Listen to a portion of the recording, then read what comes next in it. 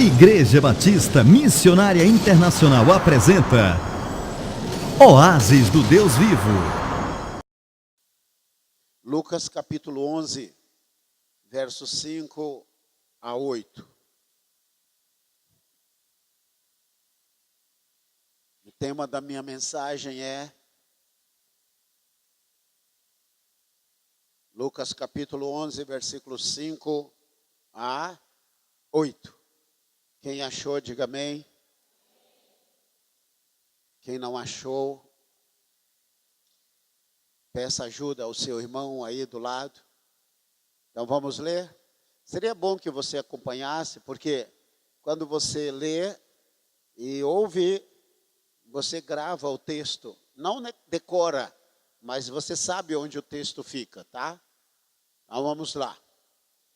De pé, por favor, vamos conservar essa tradição especial, algo bom. Honrar a palavra de Deus. Lucas 11, 5 a 8. Ao que ele... vamos ler de novo aqui.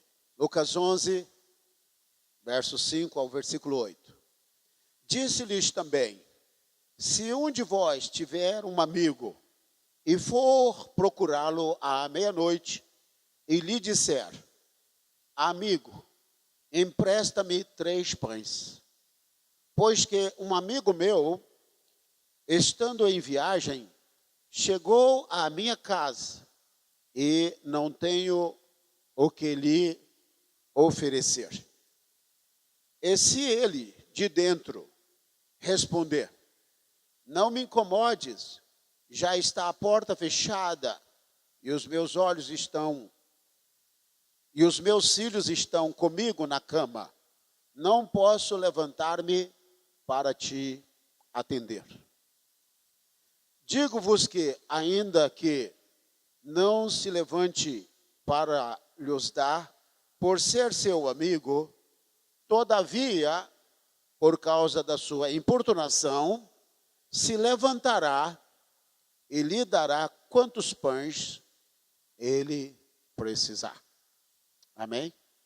O verso 7 diz: e se ele de dentro responder: não me incomodes, já está a porta fechada e os meus filhos estão comigo na cama, não posso levantar-me para te atender. Digo-vos que, ainda que não se levante para lhes dar, por ser seu amigo, todavia por causa da sua importunação, se levantará e lhe dará quantos pães ele precisar. Amém? Pode sentar. Eu gostaria de falar sobre empresta-me 3 pães. Ou, amigo, empresta-me 3 pães. Olha para o irmão da direita e diz: amigo, empresta-me 3 pães. Nessa hora os tímidos sofrem, né? Olha para o irmão e diga, quebra aí a timidez, diga: amigo, empresta-me 3 pães. Esse texto fala das pessoas que têm a sua mente, o seu coração abertos para aquilo que Jesus ensinou. O caminho da oração, o caminho da busca. Hoje nós vamos viver dias difíceis no sentido espiritual. E eu sempre costumo dizer isto, não para profetizar coisas ruins. Pastor, a vida já está ruim, você ainda falando isto aí? Eu falando ou não, essas coisas estão aí. Os fatos não se negam. Então, os dias que nós estamos vivendo são dias difíceis. E dos meios pelos quais o Senhor vai nos dar vitória é o cristão aprender como buscar a Deus através da oração, através da intercessão. Então, diga para o irmão do seu lado: você vai ter que aprender a orar, meu irmão. Alguns dizem assim, mas pastor, orar não é meu chamado, não é minha vocação. Olha, o que era vocação para Jesus é para nós. Estava fazendo um estudo na Bíblia e uma das coisas que Jesus mais dedicou à sua vida foi tempo na oração.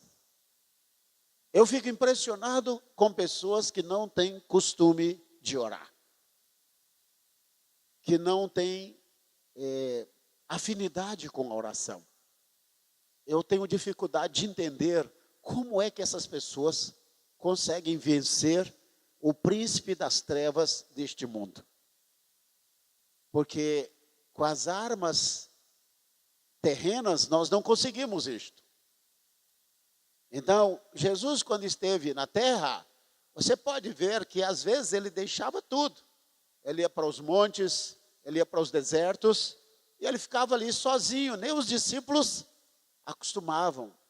o acompanhavam. Mas se oração era importante para Jesus, oração é importante, diga para o irmão, se oração era importante para Jesus, então oração é importante para você. Certo ou errado? Certo. Porque o que é importante para Jesus é importante para nós. Jesus veio ao mundo, ele teve um ministério de 3 anos. Ele viveu quase 34 anos e o ministério dele foi de cerca de 3 anos e meio, quase 4 anos. Agora pense bem, uma pessoa que tem 4 anos, 3 anos e meio de ministério e que tem a vida cronometrada, tudo esquematizado. Jesus tinha o tempo sob controle, ele não perdia 1 minuto, 1 segundo. E nós olhamos e vemos que Jesus, às vezes, no tempo precioso que ele tinha aqui, ele passava a noite toda no monte, ele passava a noite toda no deserto, em oração. Os discípulos não tinham estrutura para acompanhá-lo. Então, a vida de oração de Jesus nos chama a atenção em toda a Bíblia. Então, se eu e você queremos ter vitórias, nós vamos ter que aprender esse segredo de Jesus. E ele está na Bíblia, você pega de Mateus, Apocalipse, você vai ver sobre oração. Nos últimos versículos da Bíblia, diz assim, aquele que tem sede, beba. E ele diz, os versículos da Bíblia, deixa eu ver para falar de forma correta. Dizem que é uma oração que está sendo feita. Ele diz aqui, aquele que testifica estas coisas diz, certamente venho, amém. Ora vem, Senhor Jesus. Dizem que aqui é uma oração, a igreja está dizendo, Jesus, venha logo. Hoje, se perguntarmos a maioria, olha, você quer que Jesus venha hoje? Eles vão dizer assim, seria melhor que Jesus esperasse um pouco. Eu tenho alguns alvos, alguns objetivos que não foram adquiridos. Eu gostaria que Jesus esperasse um pouquinho. Mas vai chegar o tempo que eu e você vamos fazer essa oração. Jesus, venha logo.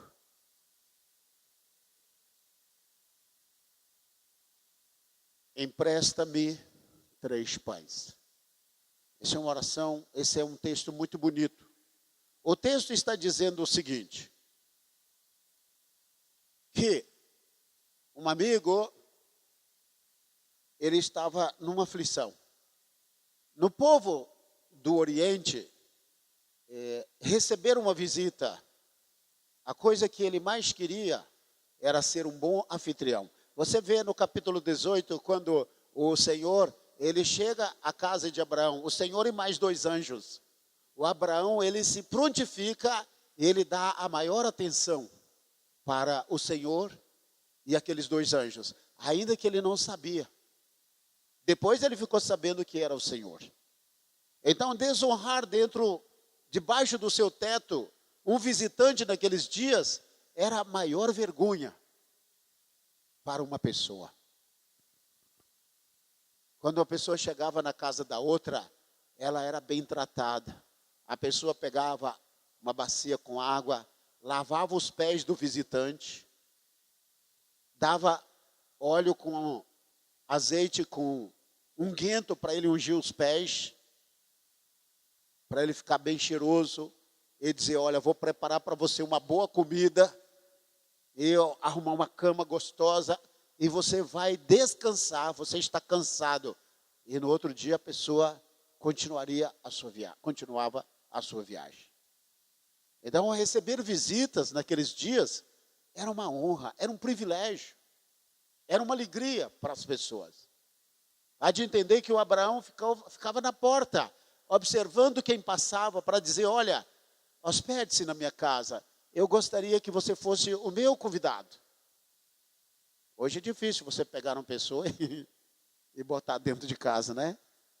A maioria dos preletores a gente coloca nos hotéis, até para ter um conforto melhor. Isso aprendemos na própria Bíblia, né? De dar um conforto melhor.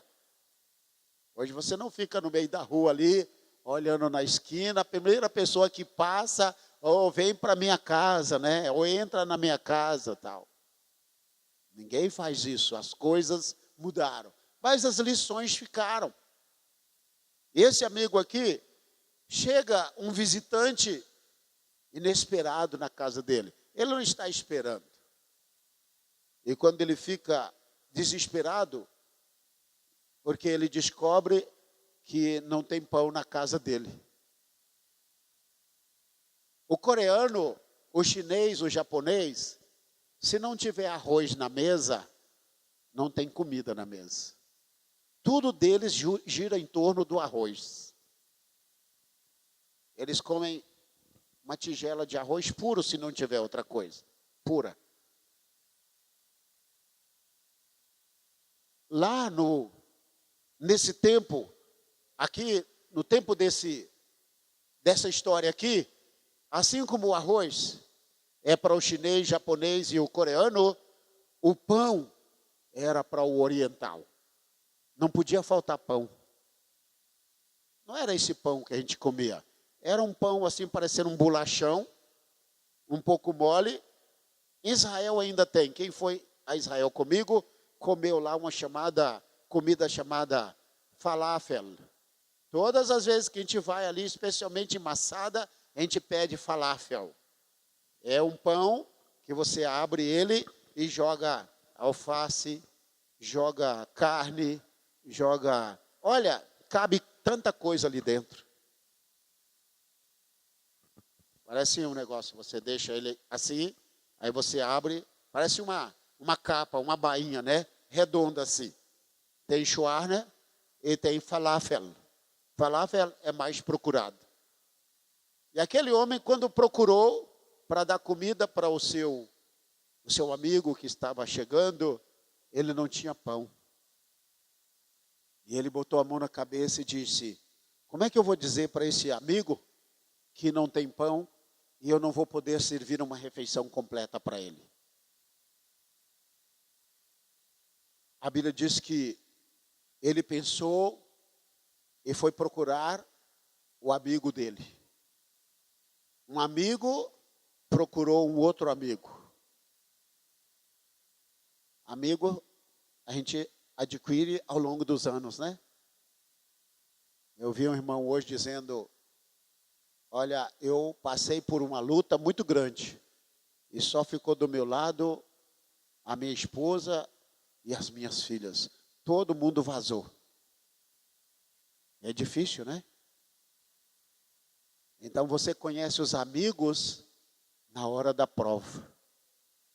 Pergunta para o irmão do seu lado. E aí, você tem ou não tem amigos? Na hora que a coisa apertar no estreito, como diz aqui na Bahia, né? Na hora do estreito, quantos amigos ficam do seu lado?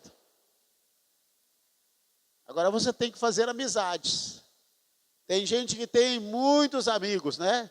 Eu já vou fechar 5.000 amigos no Facebook. Mas os amigos de Facebook Você passar por uma prova, vai ver se os amigos do Facebook vão lá visitar você na hora da prova.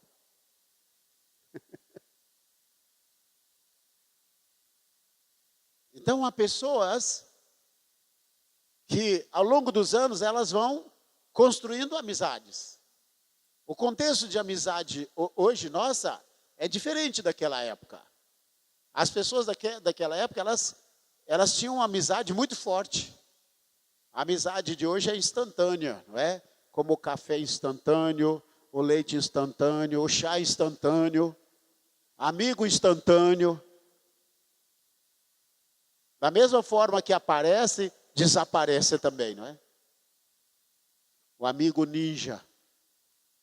Então você só vai saber quem é seu amigo quando a prova vier. Aí você vai saber quem é que fica do seu lado. Agora é bom também você ter amizades quando as coisas apertarem para aquelas pessoas que são seus amigos, você esteja lá para somar também. O contexto de amizade daquela época era um pouco diferente. Eu vou mostrar para você aqui.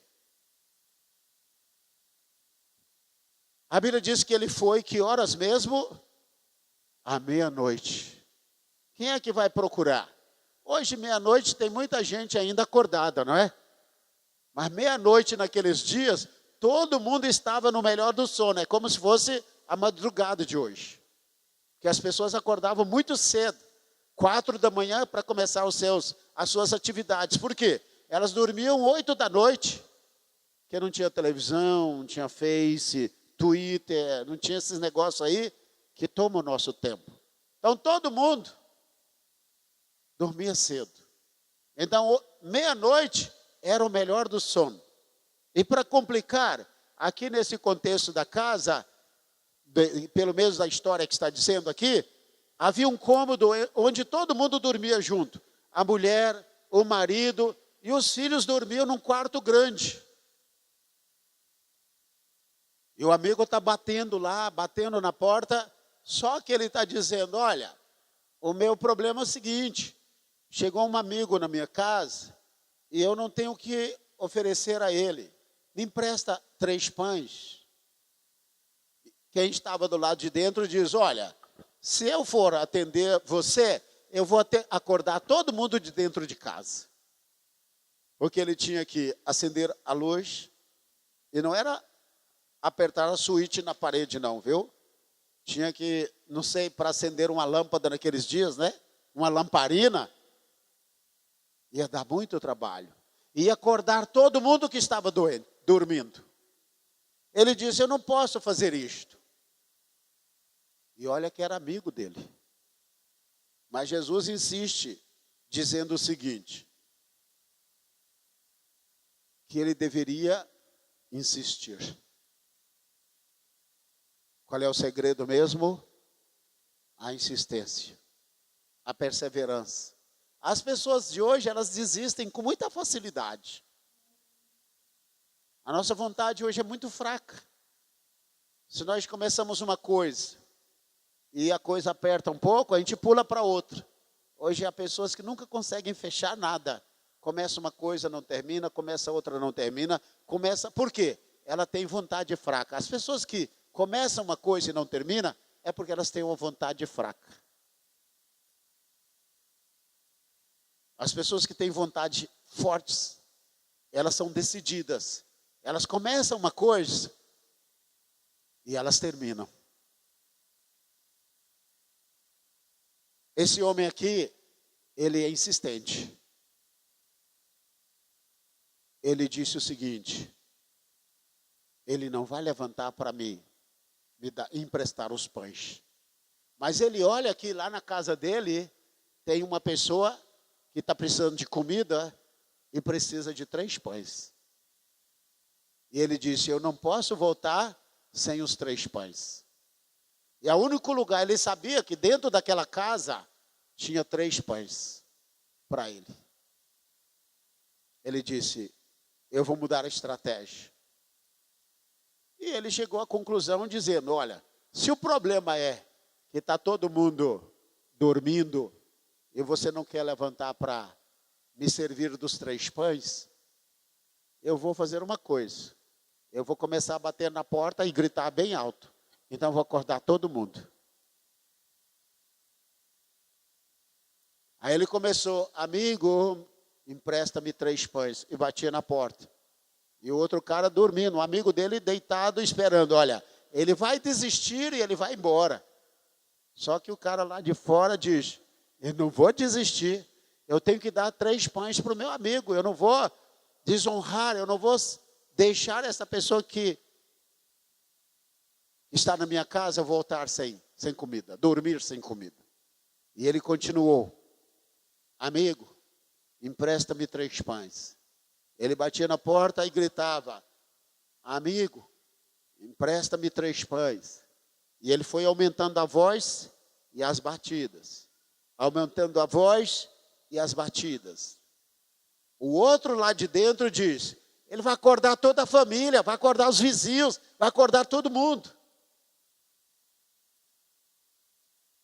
E a Bíblia diz que ele se levantou e foi, pegou os pães, entregou e voltou e foi descansar. Com sua casa, com sua família, com os seus.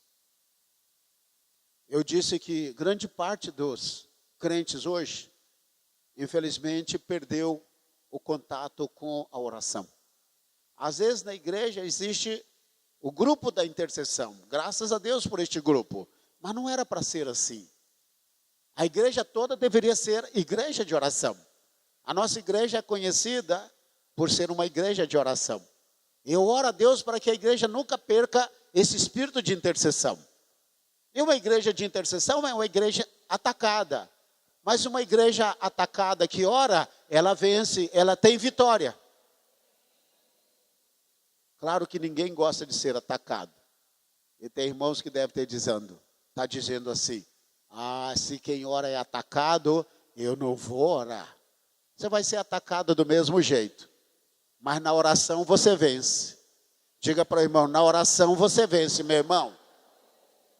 E quando você aprende o caminho da oração. Eu disse para os irmãos que, quando eu me converti na igreja chamada Casa da Bênção. E a turma era de joelho. Eu falei, meu Deus, essa turma sabe orar. Era uma igreja que orava, mas orava. Olha, eu poderia contar aqui experiências, uma atrás da outra, do que eu vi nessa igreja de oração. Eram coisas assim, incríveis. Uma vez, o pastor estava orando por uma mulher, que tinha feito macumba, bruxaria pesada para ela. Eu vi com os meus próprios olhos, porque um dos que estava segurando a mulher, que ela estava se debatendo muito, quem estava segurando era eu estava ali junto, próximo. Eu era obreiro. Engraçado esse nome, né? Eu era obreiro. A pessoa não gosta de ser obreiro, viu? Então eu segurava aquela mulher. E quando o pastor estava orando, ele estava quebrando aquela obra de bruxaria que foi feita contra a vida dela. E enquanto ela estava orando, sabe o que eu vi? Ela vomitou um caco de lâmina, Platinum Plus, botou para fora. Ela vomitou aquelas fitas de máquinas de datilografia antiga, não existia computador. Naquele tempo, pastor, quanto tempo que você se converteu? Pelo menos lá onde a gente estava, deveria ter computador nos Estados Unidos, São Paulo, né? Ela vomitou aquelas buchas daquela fita. Eu me lembro que parte era vermelha e parte era escura, preta, ou azul escuro. Ela botou aquilo para fora. Ela vomitou ela expeliu aquele prego de bater em estaca em forma de V. Como é que uma pessoa bota aquilo para fora? Vomitou uma lâmina, vomitou pregos e saía pelo nariz dela buchas de cabelo. Bruxaria pesada. Mas a igreja orava, intercedia tanto, que nem o capeta aguentava aqueles cultos que nós fazíamos. E aquela mulher ficou liberta. Ela foi alvo de bruxaria, de feitiçaria. Nós tínhamos um monte que nós orávamos, e todo final de mês, de semana, nós tirávamos um dia, porque o monte era bem pertinho do templo, e a gente subíamos para o monte. Esse monte tinha ouro. Eu separei até umas imagens aqui, se desse para mostrar os irmãos. Essas imagens que se desse para mostrar agora, se o Tiago estiver por aí, pode mostrar, Tiago, agora. O lugar onde nós oramos. Eu prometi, eu vou pagar isso hoje. Era uma montanha. Nós fazíamos orações todas as sextas-feiras. Era o dia que as trevas trabalhavam. Hoje também. E ali em cima daquele monte, nós orávamos às vezes até amanhecer o dia. E eu falei para vocês que naquele lugar, naquele monte, aonde orávamos, os ingleses fizeram uma pesquisa naquela época com maquinários bem atuais, e eles descobriram naquele monte, nós estávamos orando numa montanha de ouro.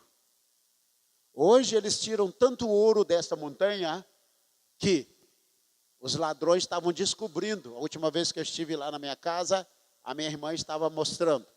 Tá? Então aí está, essa é uma imagem um pouco suja, mas aqui no cantinho, do lado de cá, em cima, aí é parte. Isso aí era a montanha onde nós orávamos, tá? Um canto para cá, que bom, olha aí. Isso aí era um monte alto. Nós orávamos aí, debaixo de frio, de chuva. Às vezes passava 2 dias aí, clamando a Deus. Lá perto ali está a cidade de Paracatu. Era chamada Montanha do Ouro. Aí alguém falou, Montanha do Ouro. Aí, ouro? Aí pegou a palavra ouro, e essa palavra ouro foi espalhando, e os ingleses vieram, pesquisaram, e hoje estão tirando toneladas de ouro. Eu já deixei a cidade de Paracatu mais de 30 anos, e eles continuam tirando toneladas de ouro todos os anos. Todos os anos eles tiram toneladas de ouro. E hoje os ladrões descobriram que estavam tirando tanto ouro, estavam fazendo planos para roubar. Eles estão tirando o ouro de lá. Onde? Sabe como é que eles carregam o ouro? De helicóptero, porque é tanto ouro que eles tiram. Veja aí as outras imagens para você ver. Olha aí, isso aí era uma montanha enorme.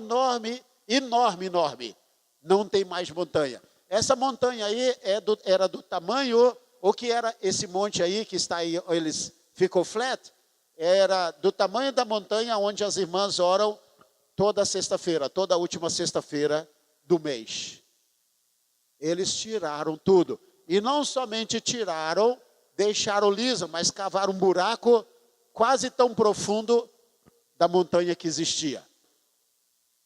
Pode passar a última. Olha o que eles fizeram aí, você pode ter uma ideia.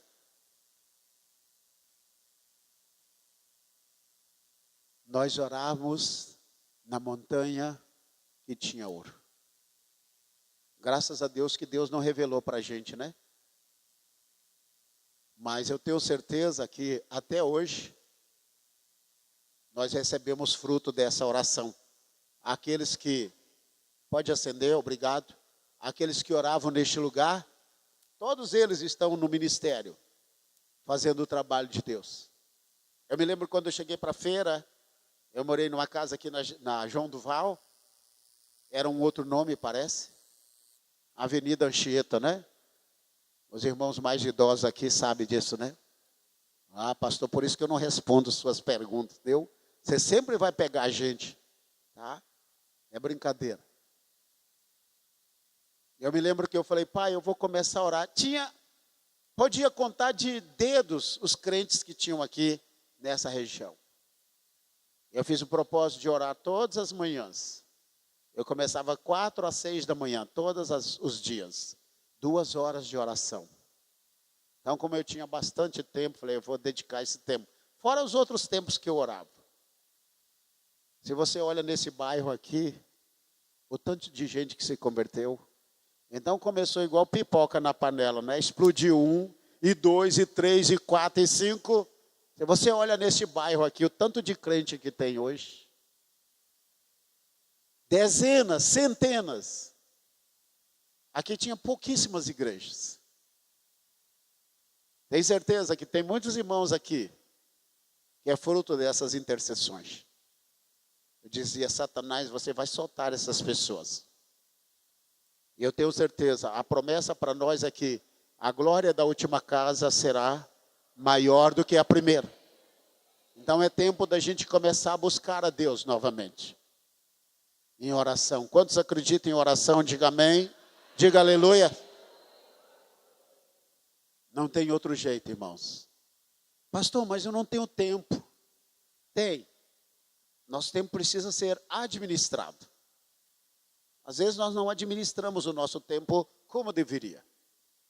Mas quando a gente começa a buscar a Deus e buscar de coração, Deus ele começa a abrir as portas. Agora, precisa de insistência. Porque às vezes nós não buscamos como deveríamos. Nós não insistimos como deveríamos. Aqui diz o seguinte: amigo, empresta-me 3 pães. Verso 5. Amigo, empresta-me 3 pães. Eu peguei o Novo Testamento em hebraico e eu falei, eu vou pegar essas palavras aqui, amigo, amigo, amigo, porque aí tem 3 amigos, não é? Tem um amigo que está em casa, tem um amigo que chega e tem um amigo que está dormindo com a sua família. Então, 3 palavras hebraicas para amigo. Existem palavras hebraicas diferentes. Pode ser que existam mais, mas 2 são as mais conhecidas. E essas fazem diferença em qualquer texto. Quando ele diz aqui, se um de vós tiver um amigo, essa palavra aqui, amigo, é amigo de aliança. Não é um amigo qualquer. Ele diz aqui, se um de vós tiver um amigo e for procurá-lo à meia-noite e lhe disser, amigo, isso é amigo de aliança. Tem que ser uma pessoa de muita confiança. Eu creio que esse amigo de aliança aqui, tirando aqui a ideia da casa, que Deus não dorme, Deus não tem família, tal, mas esse amigo aqui representa Jesus, representa o Espírito Santo, representa Deus o Pai, o nosso Deus. Quantos já fizeram aliança com Ele? Diga amém, aleluia. Então, quando você chama Deus de amigo, é amigo de aliança, não é amigo de boca para fora. É o amigo do boteco, é amigo do futebol, do time de canela de pau, né? Chutou uma bola junto, já, tudo é amigo. Hoje a gente chama o amigo, mas essa palavra amigo aí é um amigo de aliança. Esse que recebeu o visitante, ele era amigo do que tinha os pães. Pergunta para o irmão, você é amigo do que tem os pães? Se você é amigo daquele que tem os pães, então você está feito. A única coisa que você tem que fazer é insistir. Você tem que fazer é insistir. Agora, se você não é amigo do que tem os pães, não vai resolver nada. Agora, aqui, pois um amigo meu, aqui está o terceiro amigo. Essa palavra amigo aqui é outra palavra hebraica para amigo. No jardim do Éden, no jardim do Getsêmani, Jesus ele chamou Judas de amigo e disse assim, amigo, a que vieste? Eu disse assim, está errado. Eu estava olhando no Novo Testamento em português, eu disse assim, tem alguma coisa errada aqui. que Jesus nunca ia chamar um traidor de amigo. Eu falei, não, tem alguma coisa aqui, porque no português tem algumas coisas que não responde, por causa da nossa língua. A Bíblia não foi escrita em português. Então você tem que sacar algumas palavras-chave. E quando eu fui lá no Evangelho de João, eu falei, eu quero saber que amigo é esse. E quando Jesus chama Judas de amigo, a palavra amigo não é amigo de aliança. É uma palavra que traduzido quer dizer camarada. E camarada não é amigo. Aí eu entendi porque Jesus chamou Judas de amigo. No português não dá, mas no hebraico dá. Que Jesus jamais vai chamar uma pessoa que não tem aliança com ele de amigo. E quem tem aliança com Jesus pode chamá-lo de amigo de verdade, amigo de aliança. Mas quem não tem aliança com Jesus nunca vai chamar Jesus de amigo de aliança. Isso faz muito sentido no mundo espiritual. Quem entende a Bíblia sabe desses significados. Então está dizendo aqui, se um de vós tiver um amigo, a palavra amigo aqui é Yadid, do hebraico. É de onde vem a palavra Yad. Yad quer dizer mão. Yadid quer dizer de mãos dadas. Eu vi no Egito 2 homens andando de mãos dadas no meio da rua. Falei, meu Deus, se isso for no Brasil, misericórdia. Se 2 jovens aqui saírem de mãos dadas da igreja e andarem até no centro da cidade, hoje nem 2 mulheres podem andar de mãos dadas. A não ser que seja uma bem velha e a outra bem mais nova, que sabe que é mãe e filha, porque o negócio está terrível.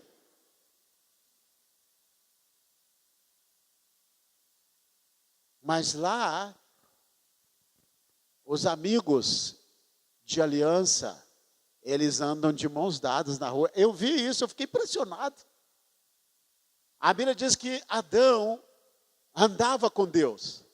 E a palavra ali era, Adão andava de mãos dadas com Deus. Pergunta para o irmão, com quem você anda de mãos dadas, meu irmão? Alguém está segurando na sua mão, com certeza. Alguém com quem você fez aliança.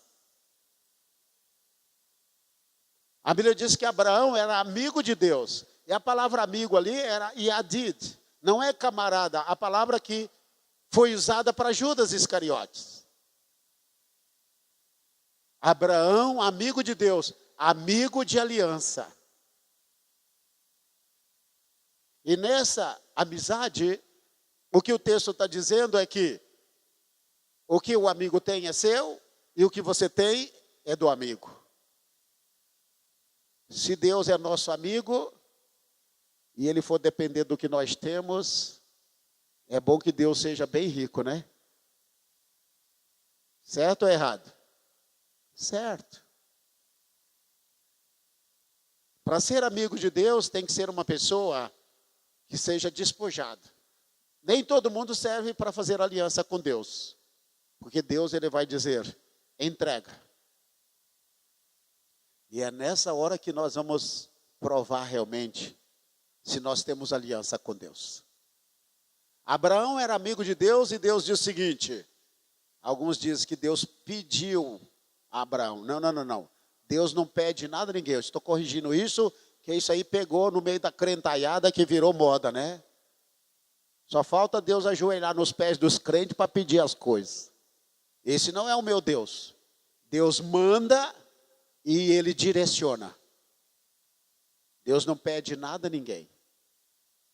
Existem mandamentos, preceitos e direções. A Bíblia diz que Deus falou para o Abraão, toma o teu filho, o teu único filho, vá ao monte de Moriá. Isso não é pedir, isso é mandar, determinar. Então tira essa expressão, Deus me pediu. Deus não está te pedindo nada. Deus está dizendo, faça isso. Ou Ele pode colocar um propósito no seu coração. E às vezes nós pegamos e baixamos o nível de Deus. Isso empobrece o caráter de Deus. A Bíblia diz que Abraão, ele foi obediente. Ele foi na hora obedecer a Deus. Ele foi para o monte de Moriá e ele foi obedecer a Deus. Abraão poderia ter dado todo o seu gado, todos os seus servos, toda a sua riqueza, tudo. Mas Deus disse, não. Você vai entregar o seu Isaque. Deus vai pegar naquela área que dói. Para saber se você é amigo de aliança de coração ou amigo de aliança de boca para fora. Agora, depois que somos provados, depois que entregamos o nosso Isaque, geralmente quando Deus reivindica o Isaque, Ele apenas segura para ver o que está no coração e depois Ele devolve o Isaque. E juntamente com Isaque, vem dezenas e centenas de outras bênçãos. Se você crê nisso, dê uma salva de palmas e um brado de vitória bem forte para o Senhor, amém?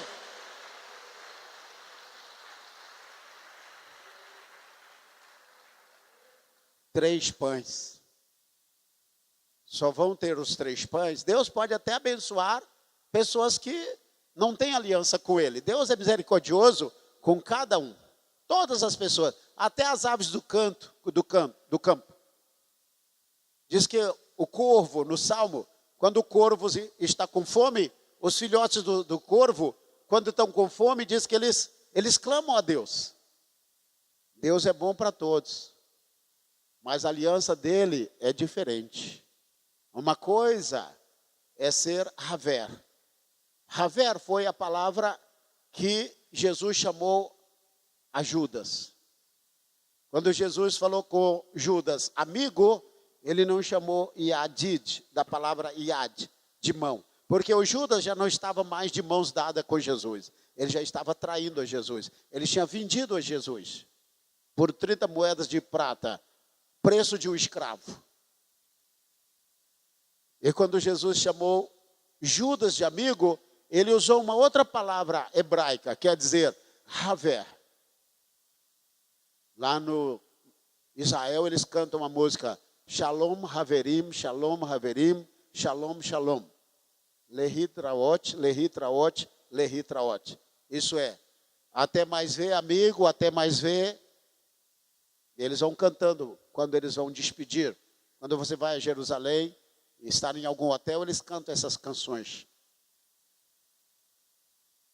Mas eles não chamam de Yadid. Eles dizem Shalom Haverim, de Haver. Por quê? São pessoas que passam por ali e se vão. Não são amigos de aliança. Pergunta mais uma vez para a pessoa do seu lado. Quem é que segura na sua mão, meu irmão? Como é que está a sua aliança com Jesus?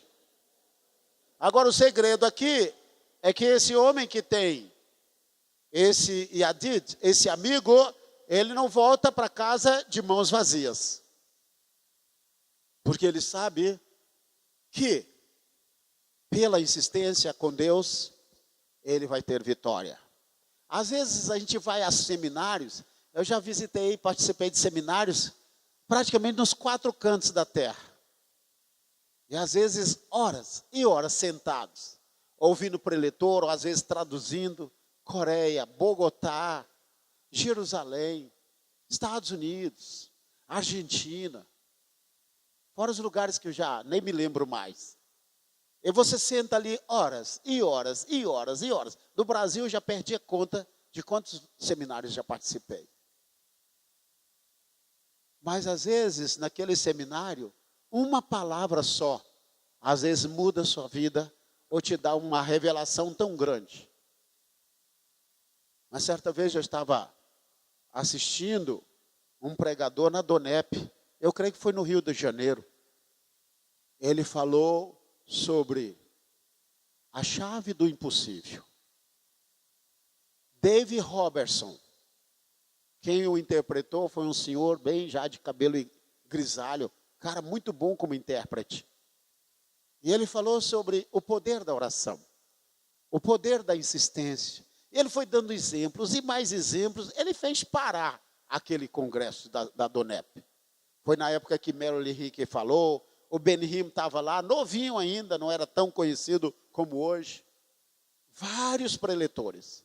Esse David Robertson falou o seguinte, que nós não entendemos por que nós temos que repetir tanto uma coisa para Deus. E aí eu digo que vale a pena você estar sentado no lugar e às vezes ouvir tanta coisa que para você talvez não acrescenta muito, mas você vai ouvir uma palavra só que vai mudar o seu entendimento. É chamada a chave que dá a volta e muda tudo. E ele deu uma resposta interessante que certamente todos tinham dúvidas. Ele diz, mas por que eu não gravo assim um DVD com 4 horas de oração? Em vez de orar, eu coloco o DVD e fico repetindo para Deus ali, porque é a mesma coisa.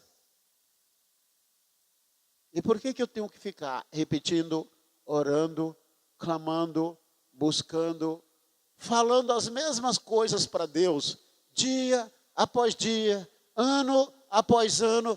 Parece que não faz sentido. Aí ele diz o seguinte, que a nossa insistência, e agora preste atenção, a nossa insistência não muda Deus. O quê?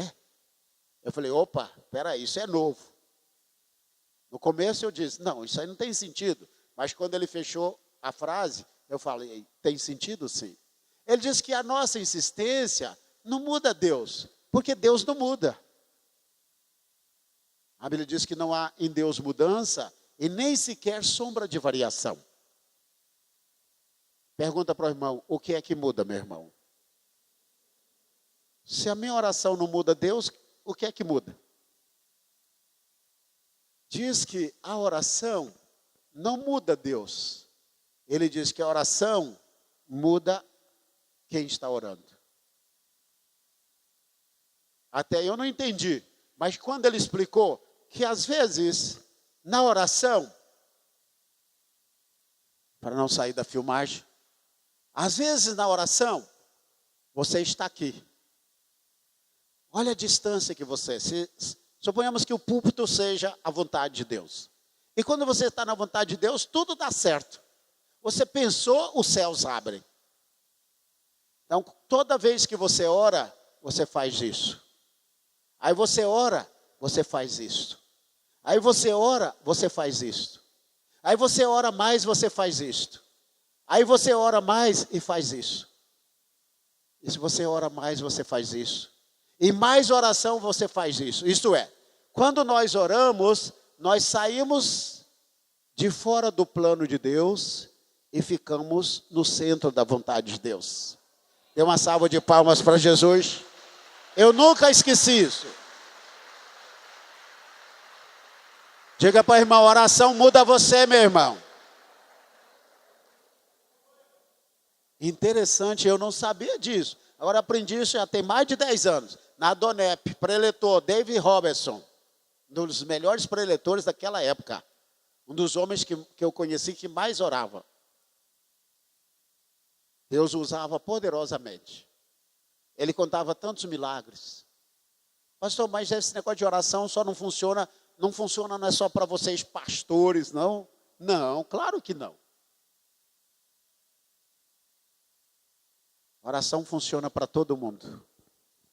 Se Jesus orava e os céus se abriam, você orando, os céus vão se abrir também.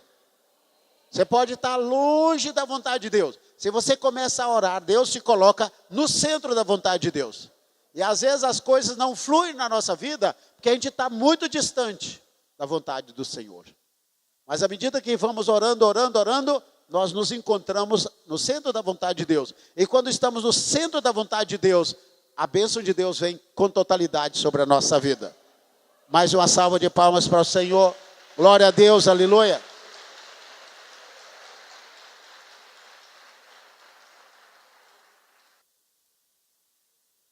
Mude sua vida, então. Eu creio que é um novo tempo para a vida da igreja. Um tempo de busca, um tempo de clamor. Às vezes nós chamamos a igreja para orar e clamarmos juntos, mas às vezes o Senhor usa você individualmente. Por isso que eu digo, é muito importante termos um grupo que puxe a igreja na oração. Mas às vezes esse grupo fica com peso. Os irmãos dizem, tem um grupo de oração na igreja, eu não vou orar. Mas o compromisso da oração deve ser para todo mundo. E não existe isso, pastor, você que não sabe, mas o meu chamado não é oração. Olha, se o chamado de Jesus era oração, o seu também é. Tem umas irmãs ali que entenderam. Vou dizer de novo, se o chamado de Jesus era a oração, o seu também é. O meu e o seu também são. Diga para o irmão do seu lado, não tem para onde correr, meu irmão. Você vai ter que aprender o caminho da oração.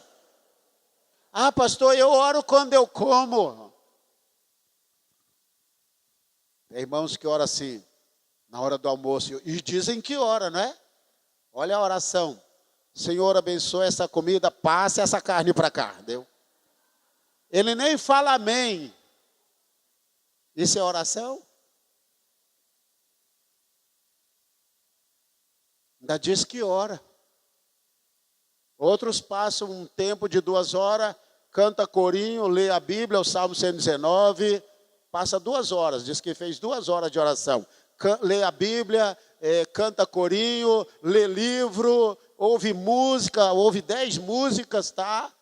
Aí quando está faltando 5 minutos para terminar as 2 horas, Senhor, obrigado, receba essa oração, essa manhã de oração, aleluia. Isso não é oração. Isso chama-se devocional. Jesus não ia para o monte para fazer devocional. Ele ia para batalhar contra as trevas. É muito diferente. Uma vez nós fizemos uma vigília na chácara de uma irmã. Naquela época que pegava fogo mesmo. E tinha irmãos que nunca tinham participado de uma vigília. Alguns foram de carro. Começamos a vigília 11 da noite. E aí quando a gente pegar e emendar, vai até 5 da manhã. Sem parar. Aí nós começamos a orar. E o fogo caiu. A irmã da chácara falou assim, ô povinho que ora, esses da missionária. Esse é da missionária. Nós oramos de 11 da noite às 5 da manhã sem parar. A irmã pegou um café com leite e falou, leva lá um café com leite para o pastor. Eu nem soube que me ofereceram café com leite. Não dava para parar, a unção era tão forte. Aí eu vi assim alguns irmãos saindo, e eu dei uma voltinha correndo assim, só para espiar o pedaço, né? Aí tinha irmãos lá intercedendo assim, voltaram o carro para trás, assim, o banco para trás. Aleluia, abençoa o pastor, aleluia, aleluia, aleluia. O Senhor abençoa a igreja, aleluia, aleluia, aleluia.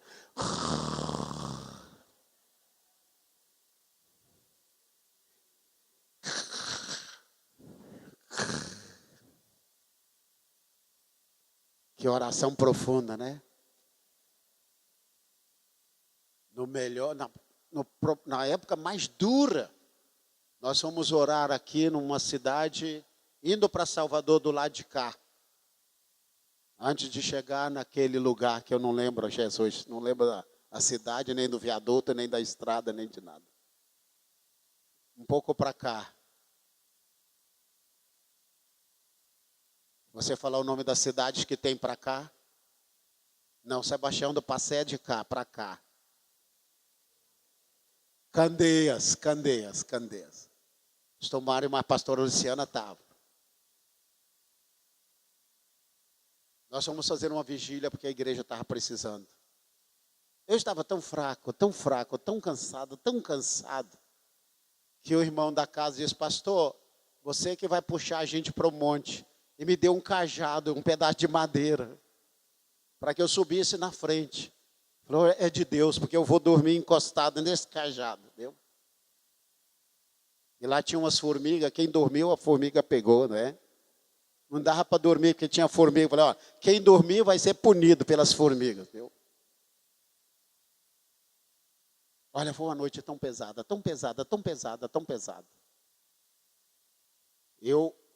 Pela primeira vez, eu entendi na minha vida o texto de Hebreus 11. Da fraqueza tiraram forças. Nós não tínhamos força nenhuma. Nós estávamos tão exaustos. Mas, Senhor, esse aqui seria o lugar que eu gostaria que não estivesse. Mas nós varamos a noite. E para completar, voltamos ainda dirigindo. E os irmãos, assim, na maior confiança, que o pastor era aqui dirigindo, e eu dormindo de olho aberto, igual cavalo, né? Diz, cavalo dorme. Aí eu disse: irmãos, conversem comigo, porque eu estou dirigindo. Vocês estão pensando que eu estou acordado, mas eu estou dormindo de olho aberto, isso é perigo. Mas conseguimos chegar em Fira, mas aquele dia ficou. Mas através dessas orações, batalha, intercessão, a igreja está de pé. Você que está aqui é fruto dessa oração, fruto dessa vitória, fruto dessa intercessão. E eu tenho certeza que esse grupo vai se levantar, vai clamar a Deus, e as multidões virão, como as estrelas do céu, e como a areia que está na praia do mar. Nós vimos esse vídeo hoje. Eu não sei se vamos ter essas multidões aí, mas eu tenho certeza que Deus vai trazer um novo tempo na nossa vida. Quem crê está dentro e concorda, dê mais uma forte salva de palmas e mais um brado de vitória para o Senhor. Mais forte esse aplauso, mais forte esse brado de vitória.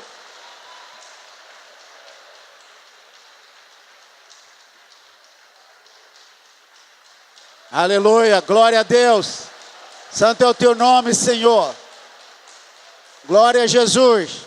Renova as forças da tua igreja, desses soldados, homens e mulheres, Pai, de guerra. E nós iremos receber as multidões. Se coloque de pé nessa hora, por favor. Coloque a sua mão no seu coração.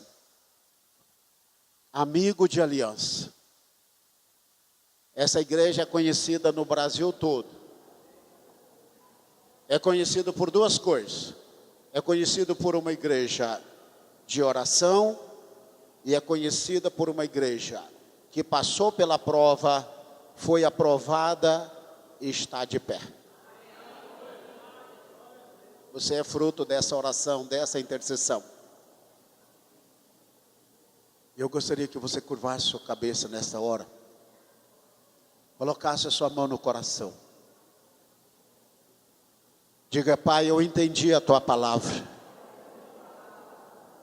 Entendi que este amigo, que precisava dos pães, ele sabia a quem recorrer.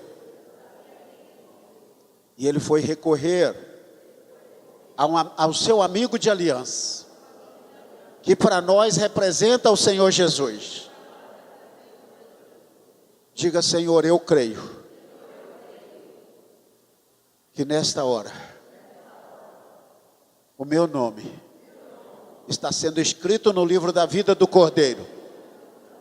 Mediante a minha confissão, eu confesso com a minha boca que Jesus Cristo é o Filho de Deus, e creio no meu coração que Deus levantou Jesus de dentre os mortos, que Ele é o Deus Filho. Mediante a minha oração, eu selo a minha aliança com Jesus, e a partir de hoje eu seguro na mão de Deus, eu seguro na mão de Jesus, e eu não vou ter medo, Pai, porque eu tenho um amigo de verdade, Pai, um amigo de aliança. Eu confesso que o que eu tenho te pertence, Jesus. Mas eu confesso também, Pai, e aceito que tudo aquilo que o Senhor tem me pertence. Não somente 3 pães, mas tudo que eu precisar nesta vida. Diga, Pai, eu selo a minha aliança contigo nesta noite. Eu reato a minha aliança contigo nesta noite. Em nome de Jesus. Em nome de Jesus. Igreja Batista Missionária Internacional apresentou Oásis do Deus Vivo.